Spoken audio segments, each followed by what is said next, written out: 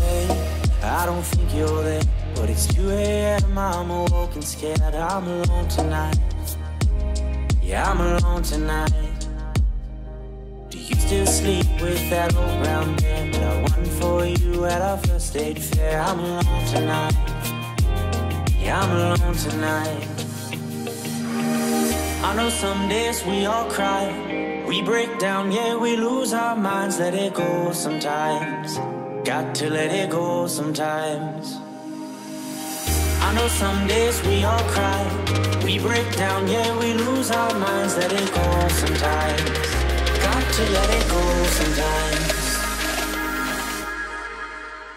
I know some days we all cry, we break down, yeah, we lose our minds. I know some days we all cry, but let's trust life. Let's just trust life.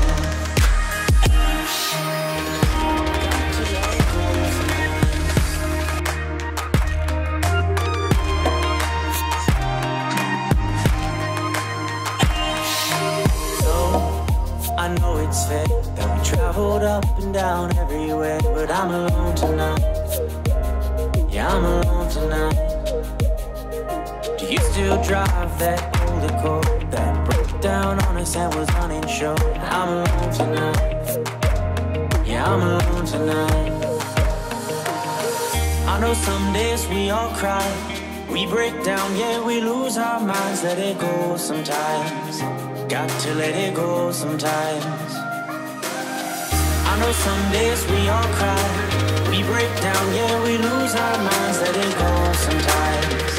Got to let it go sometimes. I know some days we all cry, we break down, yeah, we lose our minds.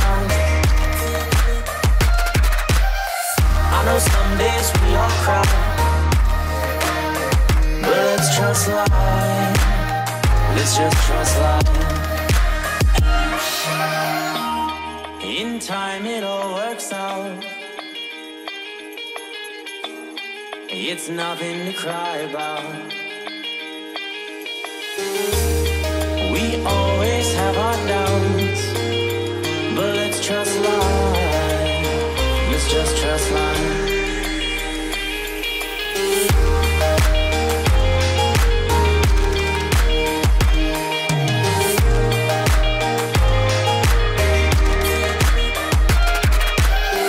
I know some days we all cry,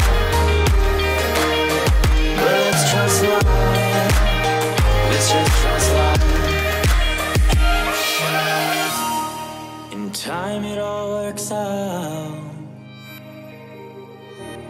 It's nothing to cry about. We always have our doubts, but let's trust life. Let's just trust life.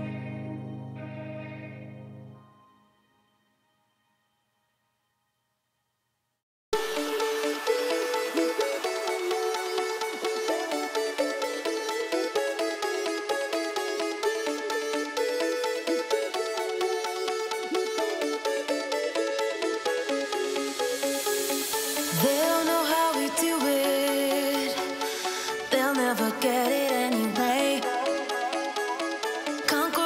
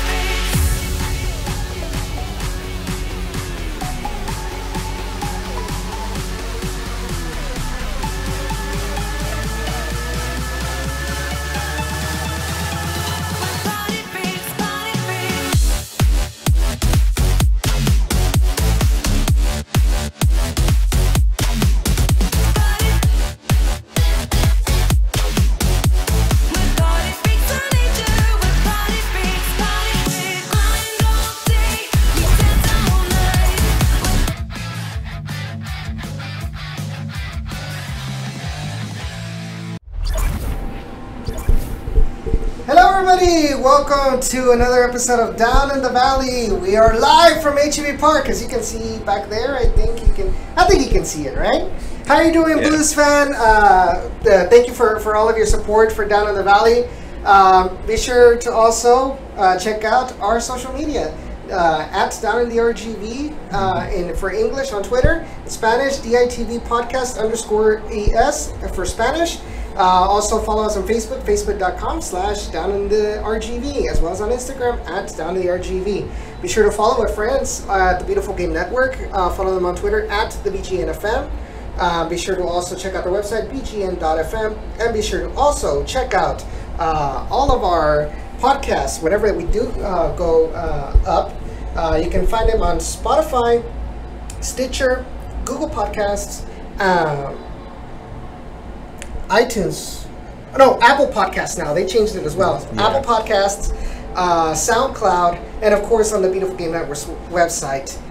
And be sure to also check out their primary sponsor, which is Roughneck Scarves. They're the official scarf supplier of USL, MLS, and NCAA.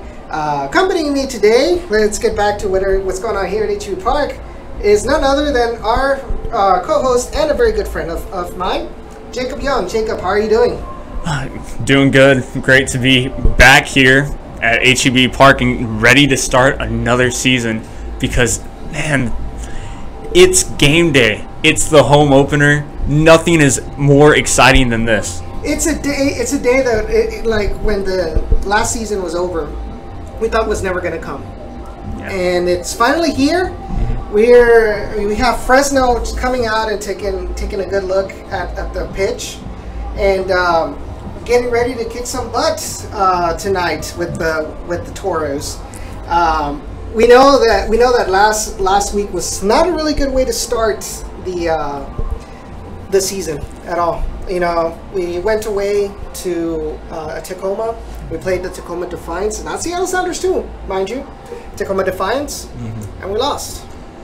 Yeah, but in that game, though that we lost, we looked really good. We looked really good in general. Just the ball movement and all of that was astounding. It was exciting to watch. Of course, yes, we really wanted a lot more than what we got. What did we get? We got missed shot after shot, chances as well that just didn't go into the back of the net. And of course, we talked about this last season, and it's a shame to go to it again. Of course, before we get into who we were missing for that starting lineup, Wilmer Cabrera Jr. misses some opportunities, and then we get defensive lapses right at the start of the second half to go down 1-0. Gee, why does that sound so familiar? Exactly, because it happened a ton last year. And I'm not saying that as a diss to the team or anything. Yeah.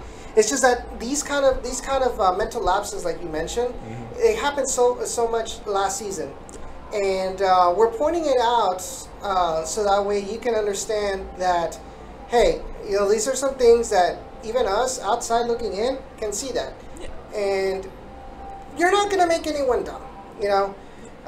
People can analyze the game, you know, outside, even though you've never been a soccer player or anything, or a coach or anything like that. People can analyze, and it's a lot of these things are common sense. Yeah.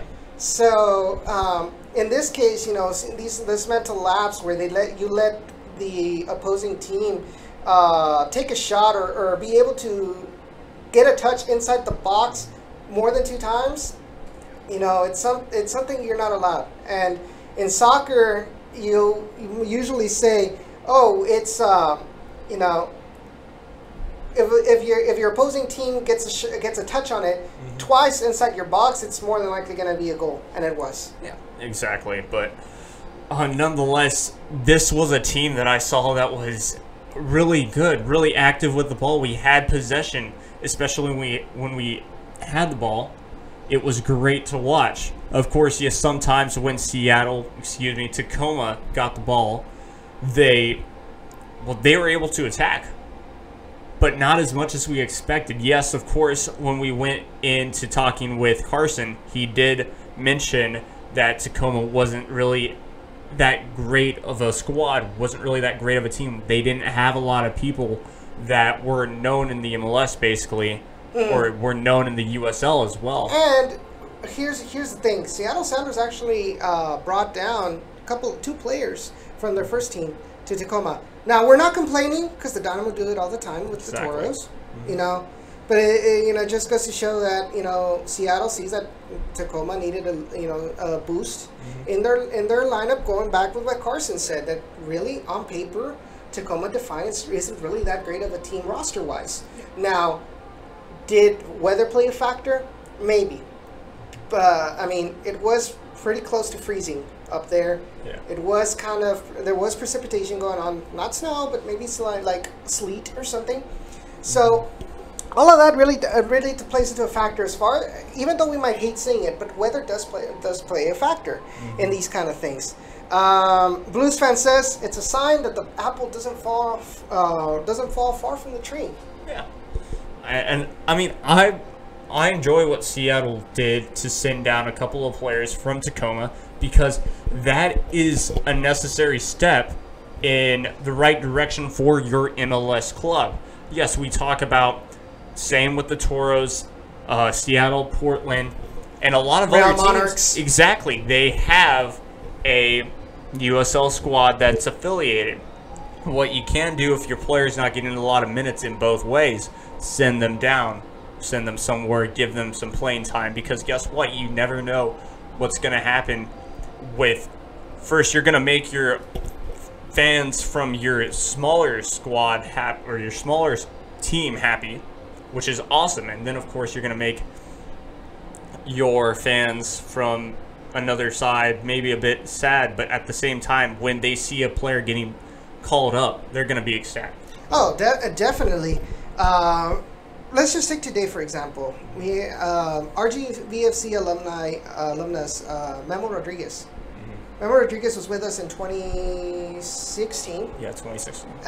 Played a couple matches in 2017 and 2018. And today he got a brace against Vancouver Whitecaps. You know, this is a player, and I was talking to you about this before we went on the air. This is a player that pretty much never give up. You know, he was with Charleston Battery, here with RGVFC. He was actually cut, if I'm not mistaken, from the Houston Dynamo lineup for a while. Yeah. Then came the Toros. They were able to sign him in a USL contract, I believe. Don't quote me on this, okay?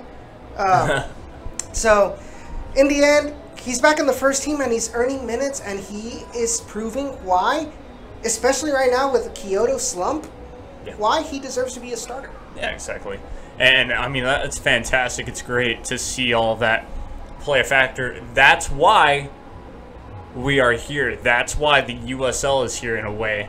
That's why a lot of teams, even from the MLS, decide, oh, this might be a great investment for our team. Yes. Let's make a USL team. Yes, we can get some of our fans behind that team as well. It might not necessarily go our way in the it'll go our way in the long run, but it might not necessarily make some fans happy. In the short term. In the short term, yeah. I know a lot of USL purists might hate you for saying that, because they want these MLS 2 teams to get their own league because they feel like they're diluting play. Which I understand. I understand, is, you know, you're not going to be getting the good signings from your 2 teams, which I understand their point of view. Yeah. But if you look at it in the MLS point of view, they want something. They want something that, you know, that'll help them develop their academy.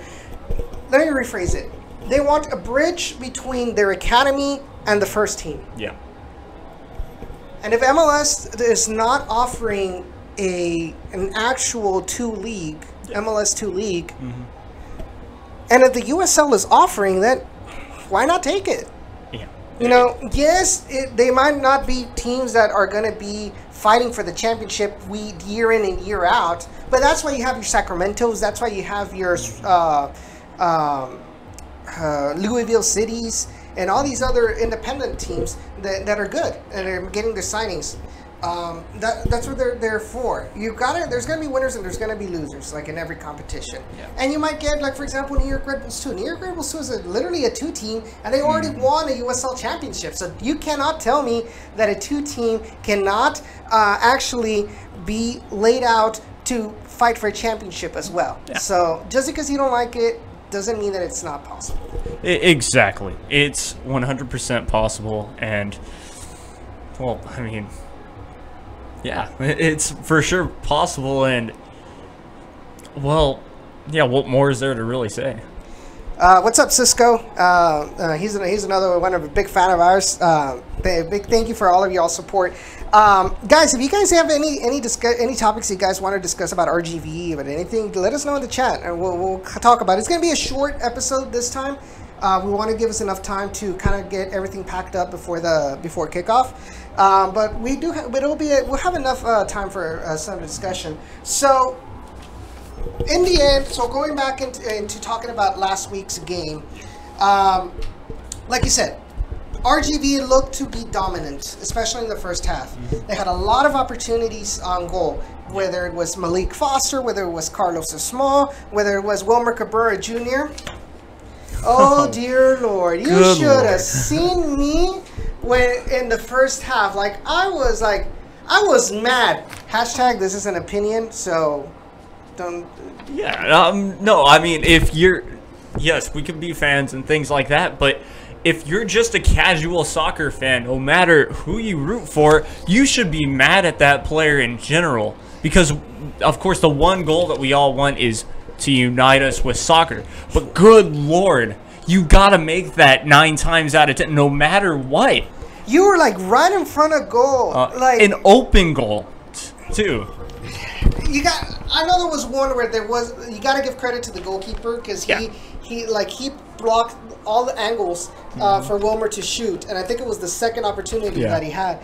But really, we all know that a soccer game, there's cycles. In one part of the game, you're going to be dominating. In another part of the game, you're going to get dominated. So why not take advantage of the opportunities when you're dominating? Yeah. And what happens when you get dominated and you don't take advantage of those opportunities? You get scored on. Exactly. And then you're not able to score. How can you expect to win when you cannot? I mean, let me put it this way: 12 shots, only 1 on target, I believe. Yeah. That is bad. That is horrible. Of course, it goes back to last year of what we were saying, what Jerson said from the start of this season too, from when I got to help interview Jerson at the basically media days in a way for RGVFC. He said exactly, we've got our lineup, we know what to do. The only thing is we've got to score. We've got to score goals. If we don't score goals, we're going to end up losing and getting a lot of draws back at home, back on the road. And what exactly happened? We get this loss on the road because we can't score. What happened a lot is we shot over the bar, which guess what? That doesn't necessarily count as a shot on goal. Yeah, that counts as a field goal, but you're talking about the wrong sport, okay? Exactly. That's 3 points, but it's in the other football. Exactly. Okay? But seriously, out of all the matter, we know this team is good. We've seen it. We've seen that this team is good, and they're able to score goals. But what good is that ability if at the time when remember we talked about that during preseason? Yeah. That it doesn't matter what you do in preseason. Technically, we take everything in a great assault. It's what really matters is what they do during the tournament. Yeah. And in the first game, it was horrible. And they got technically. I mean, if we want to be real, they got the result that they deserved. Yeah, they deserved. Exactly. The only good thing is that we did see, good strides from the game. But, I mean, it goes back to what you said, which, of course, you got to take advantage of that. And, of course, we didn't, which is why we lost. But, with all that aside, technically for me, what grade I'd give them is a B minus, because technically they were aggressive. They were able to catch up with Tacoma. They were able to go back and forth. The only times that they basically lost possession was when they had some bad times on the field, but that's when they got dominated. Other than that, we saw good passes. The only thing is you got to finish. So You're talking about good passes. By the way, Cisco says there's such a thing as a USL purist. Yeah, just ask. But you need to be in USL Reddit a lot longer. Yeah. Oh yeah. You should see You should see the exactly the discussions there. I mean, there was one that actually went to our games for a while, and of course still tweets about it. He's a USL purist because he still thinks that, well, we shouldn't be with the Houston Dynamo. Or well, no, I was gonna say more along the lines of like these MLS2 teams should not be in the USL Championship. That they should at least, at the most, be in League One. Yeah. But that is not my opinion, anyways. So you talked about passing in that match. I agree. It was really good. It was really good passing. I saw a lot of 1-2s, a lot of, they were trying something different. They're trying to break the Tacoma defense because you can't lie. Tacoma, like, they stayed back. You know, they're trying to defend themselves. So you see all these 1-2 passes. Oh, Camilo Monroy, man. Yep. Camilo Monroy was a beast out there. Yes. Like, he was so fast. Like, the Tacoma defender had no idea how to stop him. Exactly. And you know what the best part is? His crosses were on point. That's the best part. Yes. He did everything he needed to do and some. Yeah. It's a shame that his teammates really didn't help him out in that regard. Because you would have been talking about, I'm not going to lie, had they scored, all three of them, well, two out of the three main opportunities would have been an assist by Camilo Monroy. Exactly. He was the one that was able to put together those fantastic passes. We saw life from this team that, I mean, technically, I don't remember seeing that team last year in a way. It was something different than we were used to. Yes, we had those defensive lapses last year, which, okay. But now you're at home tonight having a chance to basically have a remedy in a way because, well, now you can show, yes, you can make those passes and score because, I mean, Camilo Monroy is doing the part. I know for sure that Kyle Adams was as frustrated as we were on the pitch too because, yes, sure, he didn't play so much of a factor. Yeah, he's a captain, but yeah, it was just, we need more people on that. We don't need a big 3. We need a big 11 in general. And Ben Willis was on point. He was able to save that one before that goal happened. Let me give you another name that was out of this world in that game. Yeah. Robert Coronado. Yes. Holy smokes. Even in the goal, if you look at the whole play, the play happened on his area. He was able to stop that attack. Yeah. He was able to stop it, and they had to go through the middle or cross. Actually, they crossed it to the other side to try to find some danger in the RGV area. They could not go past Robert Coronado. Oh man! Like, we were wondering who would be playing that position in that game. He stood up, raised his hand, and said, "I am here. You don't need to find anybody else for now." As a starter. Exactly, and then not to mention that, I mean, bench warmers as well kind of played a factor into this game because due to the fact, and we mentioned it a bit, but that weather was pretty horrendous for RGVFC. It was normal for Tacoma in this time of year, but of course you're not going to play games obviously that much in winter, and of course this has been, in my opinion, the worst winter/spring that we've seen in a while. Places that shouldn't be getting snow are still getting snow. So of course, yeah, you said sleet was happening there, and these players are breathing super hard. They're breathing in this cold air, basically freezing air. Yeah. And, well, that's going to hurt your throat and obviously other things. It might even make you a bit more tired. So, of course, yeah, bench warmers, when they came out, yeah, they showed that they had some life because, yes, you still need to warm up a bit when you're out there to get used to the temperature, but Yeah, they did have some life. The thing about it is like we go back, like it was a decent game for the most part. There were some people that stood out, but you mentioned the part of being frustrated on the attack. It's like they're doing their job. Why aren't you doing your job, which is finishing and scoring goals? And that's pretty much what this match summarized. The fact that we played better.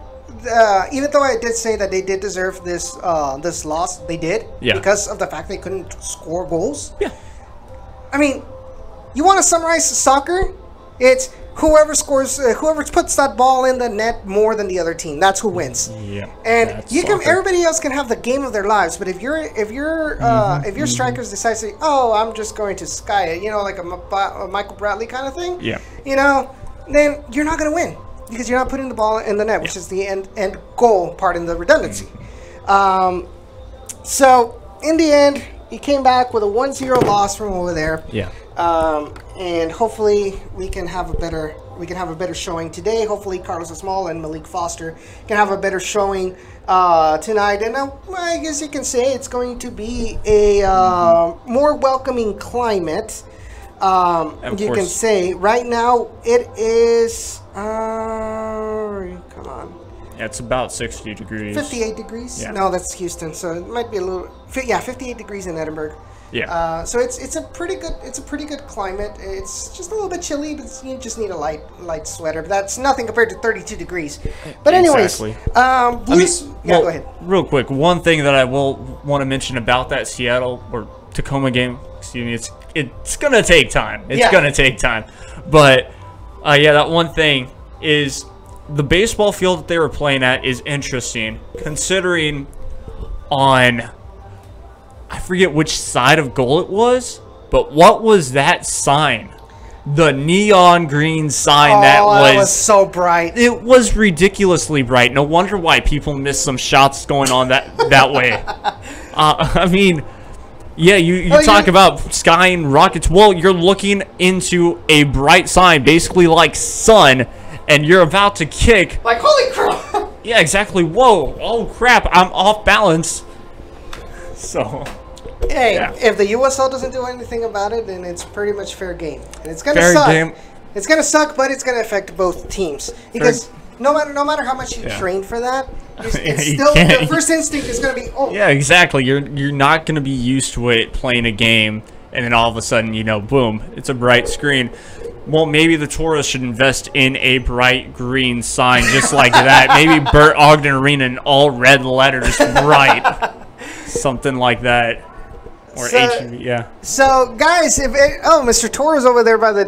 Hey, they need to get Mr. Toro up on the ring and wrestle. That'd be funny. Gosh, but no, guys, if you're watching and you're here in the Rio Grande Valley, come out to HEB Park. Right now, there's going to be a lot of activities. They're going to have Lucha Libre Mexicana. Right now, they also have a kids section. They have inflatables. I believe they're going to have FIFA. They're playing FIFA there as well. I don't believe that the truck is there, though. Oh, okay. Then never mind. But there's going to be a lot of activities before the match, and like at 7:30 is kickoff for Fresno RGVFC versus Fresno FC Foxes. So if you guys have the time, come on down to HEB Park. We'll be here. And if you guys ever see us, come say hi. But yeah, take advantage of this opportunity that we have as a team, and we have a really nice stadium to come and play and watch. Our dream is to actually not just one day, but consistently see HEB Park filled to the brim for Toros home games. So, Blues fan asked, are there any Toros players going off for international duty? Yes, there is. 2 players, in fact. Yesterday, Friday, RGV announced that 2 of our players are going to be going on international duty, and it's Malik Foster going for Jamaica. Sounds about right. As well as Michael Salazar, the player that was just acquired from Montreal Impact. He's going on international duty for Belize. So yes, we continue with that tradition of having international call-ups on this team. Yeah, and that's a great I mean, going back to him as well, Michael Salazar. It's funny.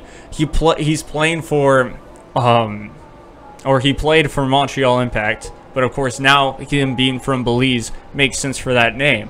Yes. Because, well, we thought, a Canadian with that name, that would be very interesting. Of course, he's not Canadian, so now that makes sense. So yeah, he's Belizean, and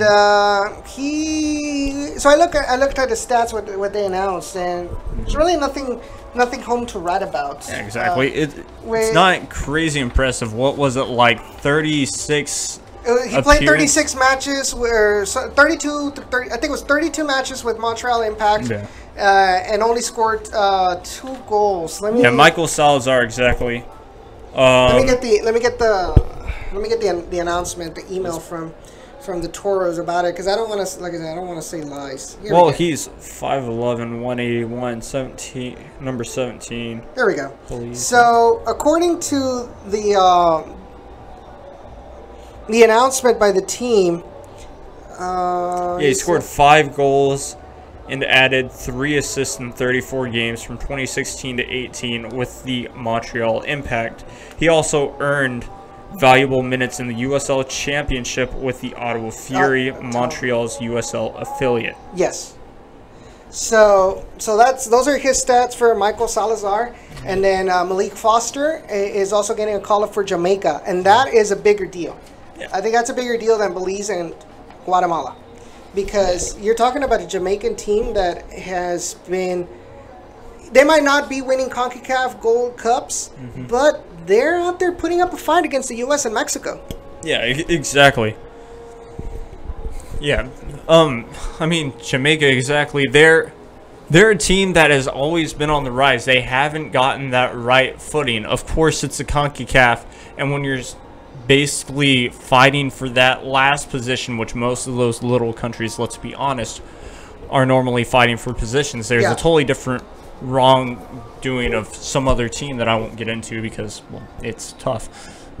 I think you know who I'm talking about, but let's just move on. Yeah, exactly.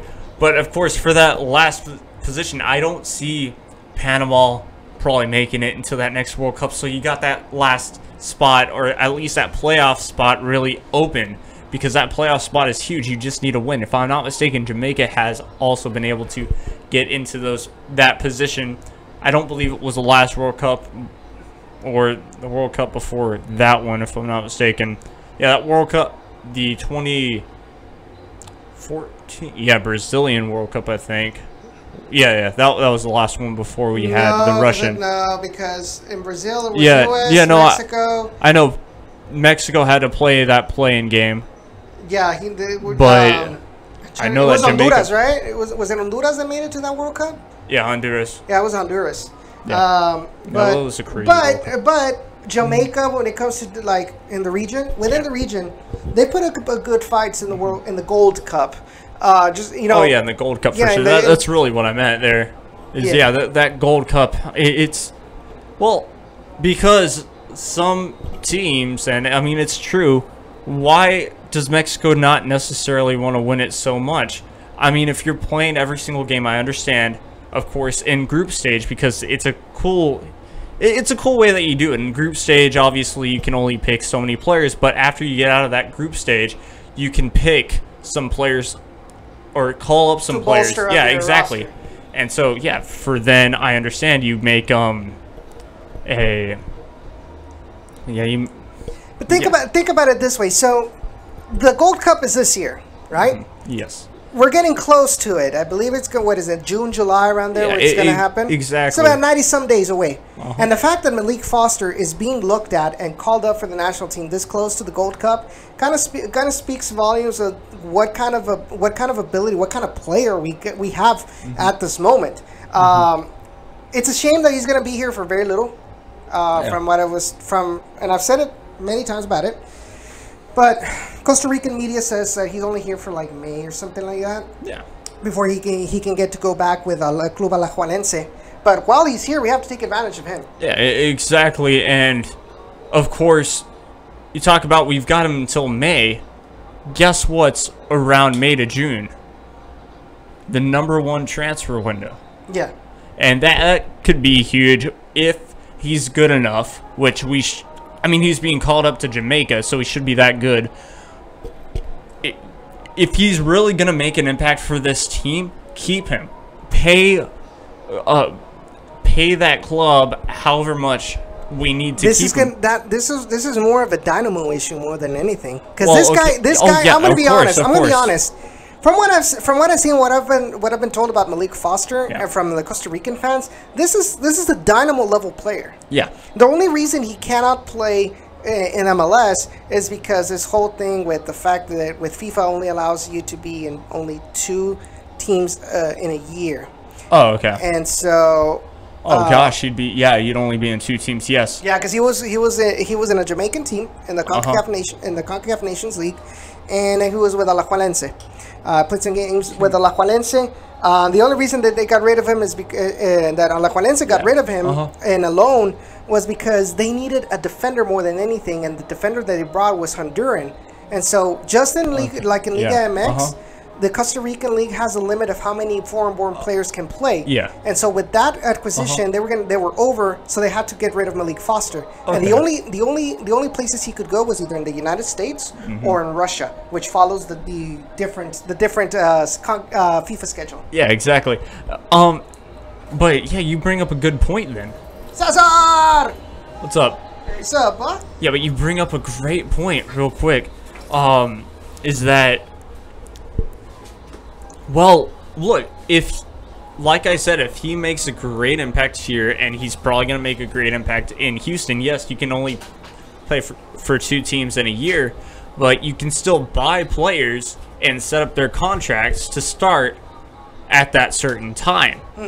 So if they can strike up a deal with him and technically their team to keep him, well, obviously, yes, he will have to go back for a bit, but to get him for next season. Oh, that'll be epic. Exactly. That'll give Elise, if Elise goes, yeah, that might be his replacement. Yeah, and you've already seen, and it helps a lot that you're seeing him beforehand what he does with RGV. If he decides, hey, he might be good for Elise's replacement, yeah, he'll have to go back with Alajuelense, but Dynamo can have negotiations with Alajuelense to buy him. Exactly. For the Dynamo. Exactly. And I mean, it's a win-win in a way, because guess what? That team gets the money, and of course, just like they did before, they can probably get him pretty well. Not to mention that, well, real quick on Elise, he hasn't impressed me that much this season for Houston Dynamo. He got 2 assists today. He got 2 assists and a penalty kick goal. Yes, that's cool. Well, okay, I understand. But I watch the Premier League in the mornings too. They're on a totally different level than he is. Go to the Championship, go to League One. That's fine in Europe, but you don't look that great to go to the Premier League right now. No teams are really going to be after you for that whole thing. I know this is probably going to be a hot topic, and some Houston Dynamo fans are going to get mad at me, but at the same time, you shouldn't really get mad at me and say, hey, if he's not that great, guess what? We get to keep this awesome player for the MLS. He's a great MLS player. That's all you need for a Honduran. And we saw it in CONCACAF Champions League. Exactly. We saw that, I think, at most, at this moment, Albert Elise is an elite MLS player, but nothing else. Yeah. He's young. He can still continue to develop, but at this moment, yeah, I think the Dynamo made a wise decision in not selling Albert Elise, because Albert Elise was going to get burned. Yeah. Albert Elise is going to get burned in Turkey. Exactly. Here's the thing. Here's the thing about Albert Elise. Albert Elise he's a scripted player. Yeah, exactly. And that he always does the same thing every time, and it's try to do that screen and try to outpace him. Yeah. But against Tigres, guess what? He couldn't do any of that. Exactly. None of our players could do any of that. I mean, you're talking about it now. Of course, we're going to Houston Dynamo, but real quick, yeah, you're talking about that game. Tigres gave Houston no space. Houston couldn't get around their players. That's the whole entire reason why we're talking about Houston out of the CONCACAF Champions League, which, yes, it sucks they lost to the Tigres, because I hate the Tigres in Liga MX more than anything. But me both. Shut up, Rayado. Exactly. But at the same time, look, now they can focus on what really matters, and that is stay healthy, go to the freaking playoffs. Let's get this crowd back to where it once was, because right now the way that they're playing is epic. And if we keep this up, especially with this lineup that we got, we let our left back position is perfect because we've got AJ De La Garza plus DeMarcus Beasley. So guess what? DeMarcus Beasley now gets left back is Lundqvist. Yeah, Lundqvist. Hold on. Lundqvist. He told. Okay, so I'll tell you later. I mean, it's spelled exactly as the legend, and yes, the legend of the New York Rangers goalie. I forget his name actually, but yeah, his last name is Lundqvist. Yeah, and that's what they call him, Lundqvist. Yeah, super fast. So, yeah, it's funny because Adam told me after the game last week. He was like, "Yeah, I've probably heard 2 people in here in the United States that say it correctly." Yeah. But anyways, going back with the Toros. So we got some comments here from the chat. He says. Malik Blues fan says Malik Foster for Jamaica. Interesting. We'll keep an eye on him during the CONCACAF Nations League qualifiers. He says Blues fan. I think it was. He says it was 2014. Jamaica were dead last in the 2014 Hex. And then when you were talking about the Dynamo, he says he's not wrong, and he also tells you preach, Jacob. But yeah, going back with the Toros, I think Toros is going to be the dark horse of this team, of this league. I think they have enough merits to make it to the playoffs. They just have to, just like the Dynamo, they have to get these mental lapses, sorted out. Yeah. And I think that the Toros will have less lapses than the Dynamo. For some reason, that's what I think. Why? Why do I say that? Because you have most of these players have been before, especially your 2 main guys in the middle. They've been here before. Yeah. Whether it's Robert Castellanos or Kyle Adams or Connor Donovan when he comes back. They have experience. They know each other from last year. They're going to be they're going to communicate very well. They're going to be able to tell Robert Coronado where to do whatever. And Robert Coronado, like I said, has shown that he can do the job. As well as on the other side, you're going to have somebody else playing. He hasn't been here before, but with these 2 guys, your main guys in the middle, being returning players, they're going to help these guys out to develop. With the Dynamo, it's different because your 2 main guys in the middle are completely new. Exactly. With Maynard Figueroa and help me out here. Who else played? Kiki Struna. Yeah. So we have our baseline, and we are the new additions. I think on paper have been great. Yes, we did have that. We tripped with against Tacoma, but we'll see what happens tonight against Fresno, and if they're able to get the win out of here. And so we will talk about it next week. What happened in today's match? Yeah, of course. And I mean, it's a fantastic point, and I agree with you on the fact that we're gonna have less lapses than Houston Dynamo. Why? Because, well, guess what? That game just happened. Dynamo versus Vancouver. For today's? Yeah, today's. And we saw that, well, right as Houston scored, yes, they had that super unlucky call with the penalty, but they were able to get that penalty back going around, even though, guess what?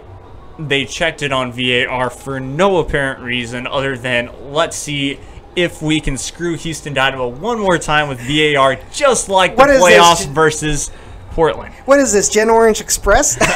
No, so you know what's funny? So you know what's funny about that? So the penalty they called on Lundqvist, they did not review that. They right away to the pen. Exactly. Boom. And then this young dude's like, oh, crap, I think I got that one wrong. Let me check this one just in case. I'm pretty sure that's what went through his mind. He's like, oh, crap. As I see it on the replay screen that they're showing, I got that call wrong, and now it's too late. And he reviewed it, and he still... And I think what helped is that you see that Elise lands on the guys. So yeah. Elise is he's making the stride, and the defender's left leg kind of moves this leg, and that causes Elise's leg to land on the other guy's right leg, which causes him to fall. Yeah, the scariest part about that was you could technically see the ball move just slightly, which was very scary. But yeah, of course. And so they score that, but they have that mental lapse where Vancouver ends up going and scoring to tie it 2-2. And then, of course, we get that final goal. So those were 2 defensive lapses for Houston Dynamo. Whereas, of course, last week we only saw 1. Yeah.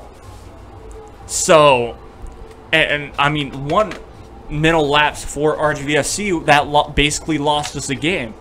So I see where you're coming with that.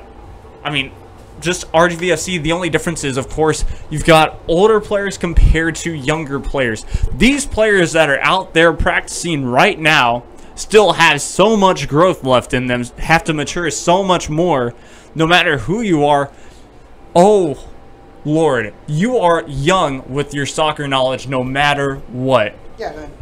Yeah, go ahead. Continue. Yeah, exactly. And, yeah, of course, as you see out there, it's so true. You have to have. It's just, yeah, you're gonna have patience. Yeah, you've got to have patience. And of course, if we only saw 1 mental lapse, that I guess we can kind of say that it was a couple due to the fact that we couldn't score goals as well. Yeah. Then. Oh, okay, that's gonna be. Okay, so here's the thing. You talk about having patience. I definitely agree, but this does not mean that if we see something that's wrong, we're gonna keep quiet. And, oh, everything's going great. No, we have to point it out. Exactly. We have to point it out. Oh, Junior. Oh, no. I see. No. Cesar brought the tea today. Wow. Oh, okay. calling him out. You call out. Okay. We're gonna have Bert Garcia like coming in through the doors like, what'd you say? Oh gosh, that's right. Huh? There might be. Let's leave the tea with Cesar. All right. Because we don't want to get in trouble. Of course. And I mean, I just thought it was funny. Yeah, it's hilarious that we had one coach that said everything was fine, and then of course this other coach he's not afraid to say. He's not afraid to say what's wrong.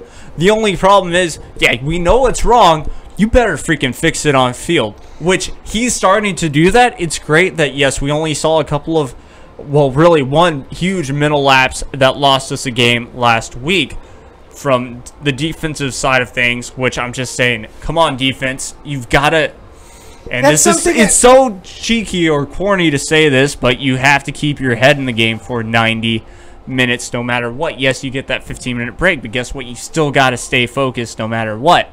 Yeah. And so, yeah, he's not afraid to say any of that, and I think this team, in front of the home fans tonight, they will show we're not going to make any mistakes tonight. We're actually going to come out here. We're going to beat basically one of the best in the West teams tonight because, I mean, for a while, we have Fresno FC. They've been pretty good either on the road or at home. Yeah. So looking at the stuff for Fresno, what the hell is that up on top? Anyways. Oh gosh! I wonder if this is something like for. Did you see? Did you see that screenshot of last week's game where there was the 2 announcers during the game? I like that double font. Double font. Left double font. Yes. Oh my god, that was hilarious. I think that's a double font right there. Somebody doesn't know how to use a template. But anyways, looking at they're coming in. So Fresno's coming in to this match. After a 1-1 draw against New Mexico United last week. A new team that they played against and tied. But was that at home or on the road? This was at Mexico United. At New Mexico. New Mexico. There's a big difference between Mexico and New. One's in the United States and called a state, and one is actually a country.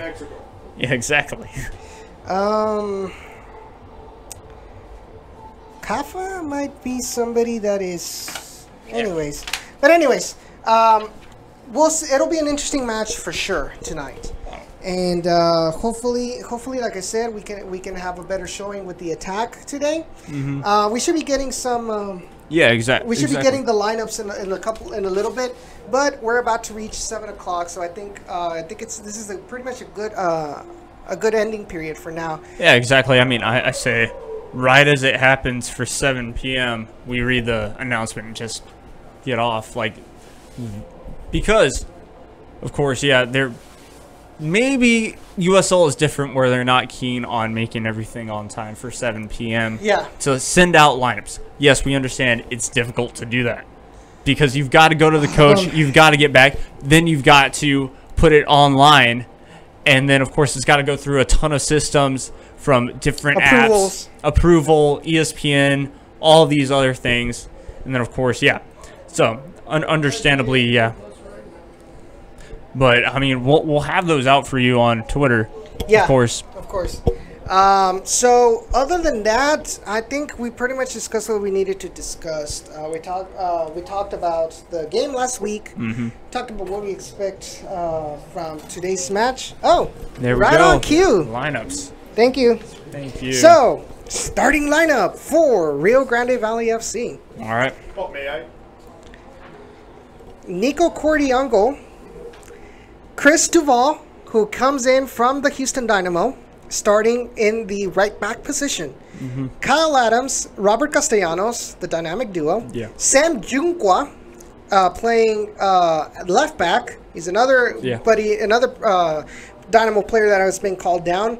Isidro Martinez, Brad Dunwell, and Wilmer Cabrera Jr. in the middle. Up top, Camilo Monroy playing as a right winger.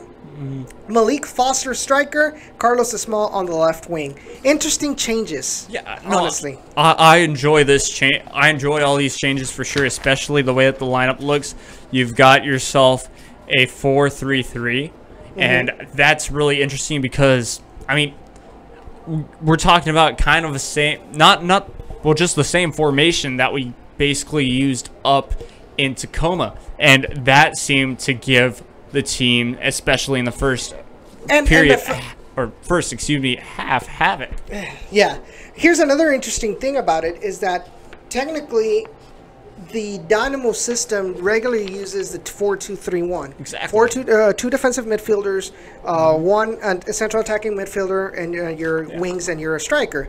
And here, because of the talent that we have up on top, I think I agree with Coach Echeverri on this, that the best formation for these guys, with the reason that Chuy appears to not be in the lineup in this match either. You have Camilo Monroy and Carlos Esmal, and I think a 4-3-3 formation would be good. We'll have probably Isidro Martinez and Wilmer Cabrera Jr. I think Isidro might be a little bit more offensive than Wilmer Cabrera Jr. Yeah. But Brad Dunwell is going to pretty much be in charge of making sure to help out your defenders. Of course. It'll be interesting to see how Brad Dunwell does in that aspect, him being pretty much alone as a defensive midfielder. But hopefully we can score a lot of goals tonight.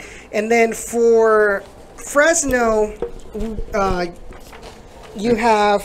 Yeah, Fresno FC, I like this lineup a lot as well, just because the one person at goal is CJ Cochran. He's going to be kind of a menace out there. He's going to be one that might not let any of these Toros players get through a great shot. Of course, they'll really have to be on their game in general. So they'll have Mickey Daly, left back. Then you'll have Ramon Martin del Campo, center back, Alex Cooper, and then Zachary Ellis Hayden as the right back.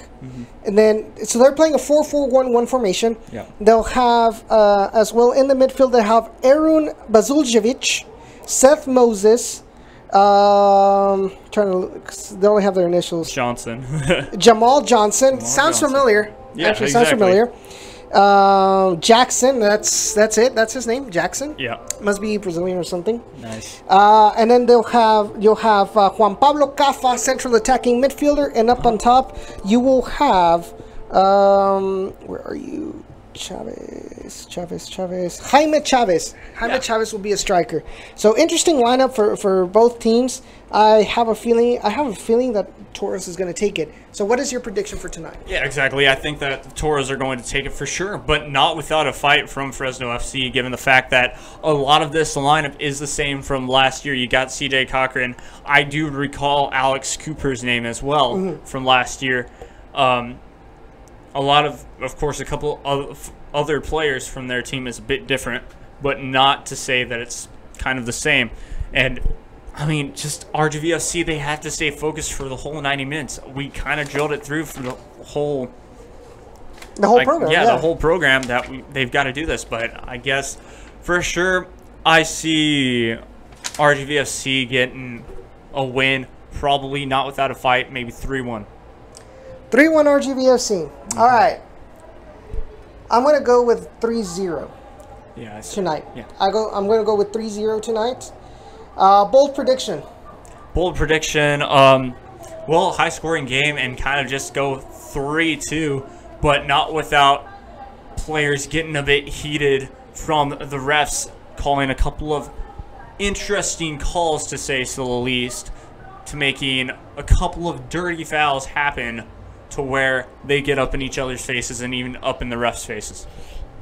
I think my bold prediction is going to be Isidro Martinez is going to score a goal, and the hometown player, the guy from Brownsville, UTRGV graduate, is going to start his home his home match will be with a goal. I think that's going to be my bold prediction right there. Ooh, yeah, and an even bolder prediction, wow, I just can't speak right now, would be, I guess I'm super excited, but would be that Martinez not only gets a goal, but he also gets an assist and does not get a yellow card or a red card. Has a perfect game, basically, for an attacker. I really hope so. So, guys, it is 2 minutes till 7 o'clock.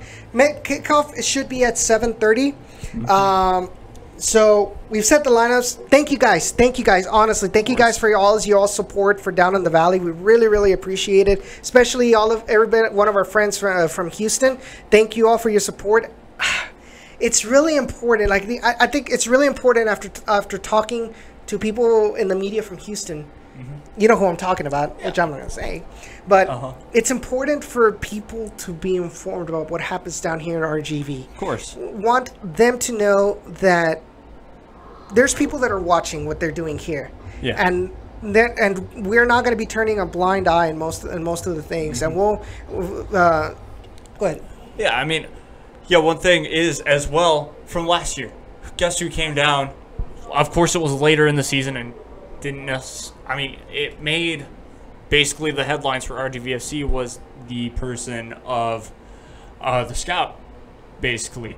Came down here. Matt Jordan, the GM. Matt Jordan, exactly. Came down, saw what was going on. And so that's interesting. If Matt Jordan can make a trip down once a month to see this team, maybe. It did also help in preseason to see that Wilmer Cabrera Jr. Exactly. Or excuse me, Wilmer Cabrera. Senior.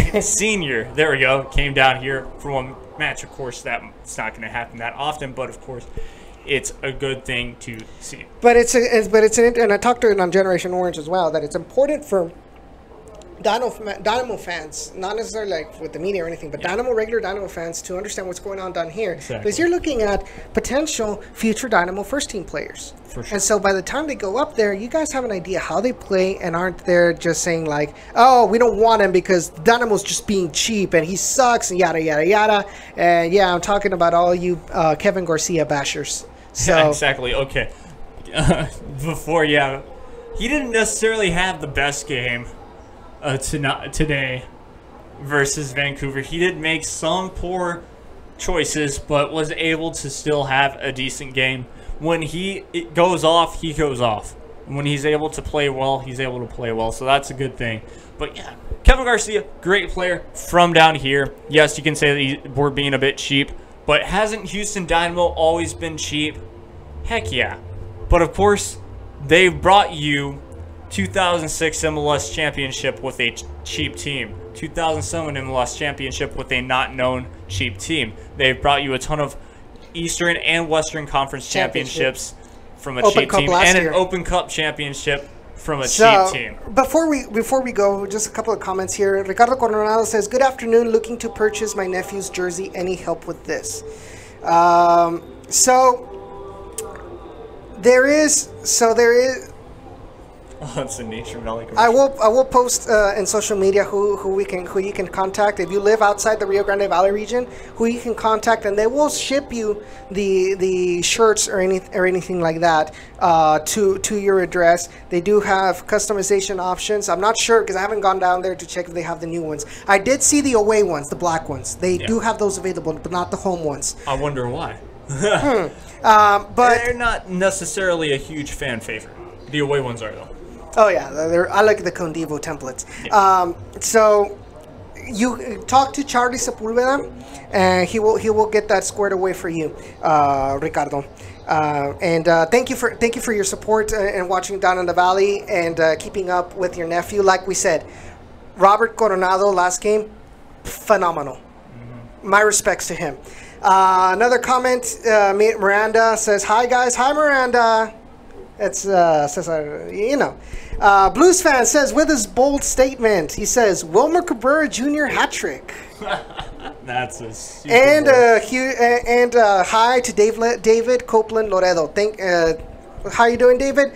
Thank you so much for tuning in. Guys, if you missed any part of this show, be sure to be on the lookout for the podcast on Apple Podcasts, Google Podcasts, Stitcher, Spotify, and Soundcloud. We will be uploading whenever I have a chance to edit. I will upload them there, as well as the Beautiful Game Network's website. So check them out there. Also, you can also watch the stream archive on YouTube as well. You can follow us on our social media, which is... Twitter, JacobYoung456. And Ochoa _8, Down in the Valley's Twitter. Down in the Valley's Twitter. DI. Down in the RGV for English. DITV podcast _ES for Spanish. Follow us on Instagram, Down in the RGV, and Facebook.com/Down in the RGV. Thank you guys for tuning in. We hope we can get 3 points tonight, and we'll see y'all next Thursday for another regular episode of Down in the Valley. Thank you all, and have a great weekend. And hopefully the Dynamo system. We already have 3 points from the Dynamo. Now we just need 3 points from the Toros. Exactly. Have a good night, guys.